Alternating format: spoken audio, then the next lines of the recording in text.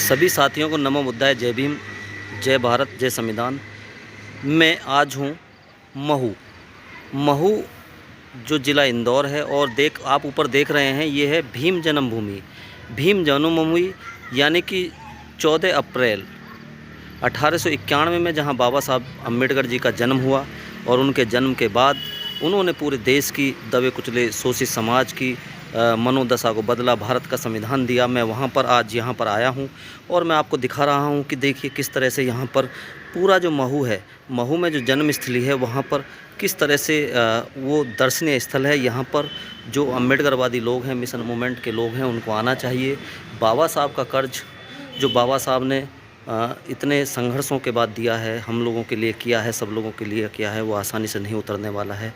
आप सभी यहाँ आइए, मैं आपको दिखाऊंगा यहाँ पर क्या है, किस तरह से है।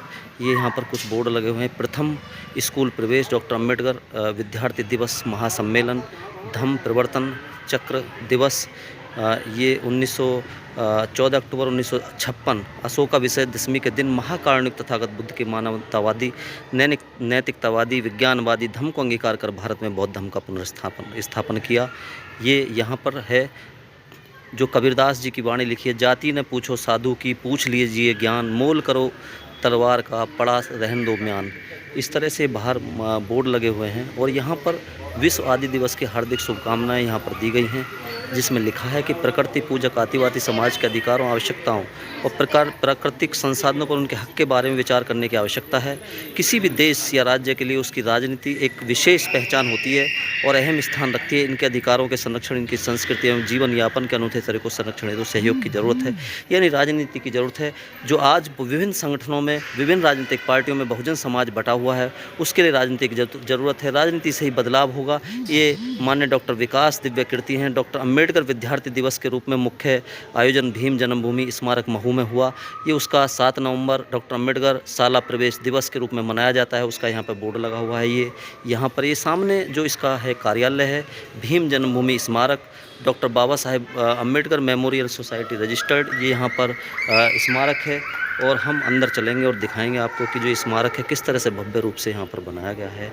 और ये यहाँ जो सामने है, जब हम अंदर हम प्रवेश करते हैं, जो एक गुम्बद यहाँ टाइप में बना हुआ, जो बुद्ध स्तूप बना हुआ है, जब हम यहाँ आते हैं तो हम ये बीच में जाएंगे नीचे, तो ये जो है अस्थि कलश, बाबा साहब के यहाँ अस्थि कलश यहाँ पर मैं आपको दिखा रहा हूँ। ये अस्थि कलश हैं बाबा साहब के, जो बीच में यहाँ रखे हुए हैं।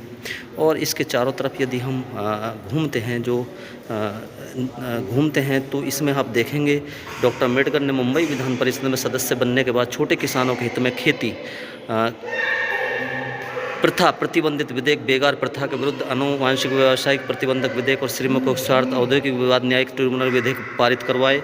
ये डॉक्टर अम्बेडकर ने 8 मई 1950 को स्वतंत्र भारत के प्रथम विधि मंत्री बनना इस शर्त पर स्वीकार किया था कि राष्ट्रपति डॉक्टर राजेंद्र प्रसाद और पंडित जवाहरलाल नेहरू स्त्री पुरुष समानता समर्थक हिंदू संहिता विधेयक को पारित करवाने में सहायक सिद्ध होंगे। मंत्री पद की शपथ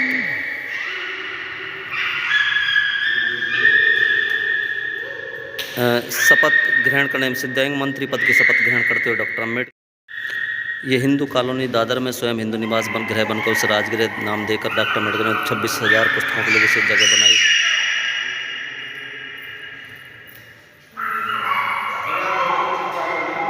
डॉक्टर अम्बेडकर 1956 नेपाल की राजधानी काठमांडू में आयोजित चतुर्थ विश्व बौद्ध सम्मेलन में शरीक होते हुए। इस तरह से ये है। येवता परिषद में 1935 को उन्होंने जब कहा था कि मैं हिंदू धर्म में पैदा हुई, मेरे बस में नहीं था, परंतु मैं हिंदू धर्म में नहीं मरूंगा, एक गर्जना की थी। और 14 अक्टूबर 1956 को उन्होंने बौद्ध धर्म ग्रहण किया था। इस तरह से ये चारों तरफ जो उनके जीवन में जो भी घटित हुआ, जो भी जीवन में उन्होंने संघर्ष किया, उसकी बारे में यहाँ पर बताया गया है। ये 1913 में कोलंबिया विश्वविद्यालय न्यूयॉर्क गए। 1915 तक वहाँ ग्रंथालय में सबसे पहले प्रवेश कर निधन होकर आखिरी में जाने वाले शोध विद्यार्थी भीमराव अम्बेडकर चाय और ब्रेड का टुकड़ा ग्रहण कर गुजारा करते थे।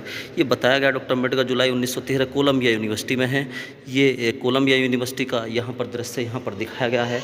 इसी तरह से हम चलेंगे तो 5 दिसंबर की रात जीवन के अंतिम समय में वसीयत के रूप में द बुद्धा एंड हिज धम्म धम्मा की अंतिम पंक्तियाँ लिखते हुए नानक चंद रत्तू और डॉक्टर सविता आजू बाजू खड़े हैं। ये बाबा साहब के बीच में जो उनके सचिव थे, जो नानक चंद रत्तू थे, वो उनको अंतिम रूप से वो बुद्ध और उनका धम्मा देते हुए और स्वतंत्र भारत का संविधान अम्बेडकर ने संविधान समिति का राजेंद्र प्रसाद को ये दिया 25 नवंबर 1949 को। साथ में सरदार वल्लभ भाई पटेल, अब्दुल कलाम आज़ाद और राजगोपालाचारी के समक्ष सौंपा। इस तरह से उनके जीवन के बारे में यहाँ पर बताया गया है, दिखाया गया है।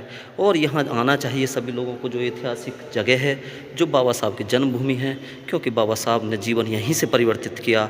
वो इस देश में यदि पैदा नहीं हुए होते और भारत का संविधान लिखे हुए नहीं होते, और जो उनके साथ में खड़ी हैं माता रमाई, उनके जीवन में एक विशेष भागीदारी, जिन्होंने पूरा जीवन उनको दिया और समाज के लिए समर्पित किया। अपने 4 बच्चे उन्होंने समाज के लिए दिए, समाज को कुर्बान कर दिए। ऐसे महामानव डॉक्टर अम्बेडकर जी की जन्मस्थली पर हम यहाँ पर हैं।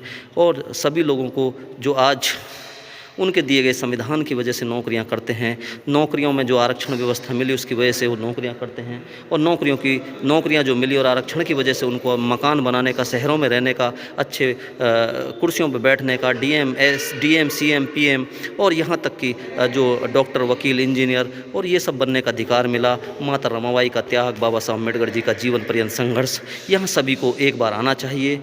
तभी आप संपूर्ण भारत में डॉक्टर अम्बेडकर को स्थापित कर सकते हैं। डॉक्टर अम्बेडकर की जो एक सोच है, डॉक्टर अम्बेडकर के विचार हैं, उन्हें स्थापित कर सकते हैं। आप उनका दिया हुआ धम्म स्थापित कर सकते हैं। आप सभी को यहाँ पर आना चाहिए। बहुत बहुत साधुवाद, बहुत बहुत धन्यवाद।